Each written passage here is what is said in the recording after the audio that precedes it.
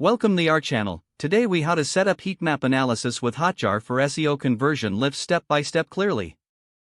To set up heatmap analysis with Hotjar for SEO conversion lift, begin by creating a Hotjar account. Visit the Hotjar website and click on the sign up button. Fill in the required information to register for an account. Once registered, log into your Hotjar dashboard. Next, add your website by clicking on the Add a New Site button. Enter your website's URL and follow the prompts to continue. You will receive a tracking code to install on your website. Copy this tracking code for later use. Now, access your website's backend or content management system. Paste the Hotjar tracking code into the header section of your site's HTML. Make sure to save and publish these changes. Return to your Hotjar dashboard and verify that the tracking code is working. This may take a few minutes.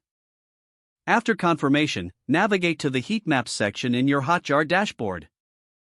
Click on the New Heatmap button to start creating your first heatmap.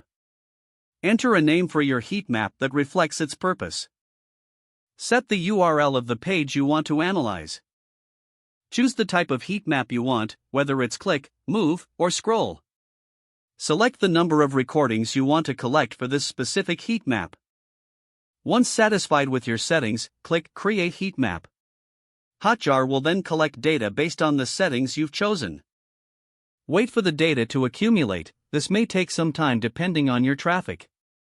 As data populates, you can monitor how users interact with your site. Look for patterns in user clicks and scrolls to identify areas of interest. Remember to analyze the collected data on a regular basis. Use the insights gained to optimize your site's layout and content for better conversion rates. Evaluate which areas receive the most engagement and adapt accordingly. Incorporate your findings into your SEO strategy for maximum impact.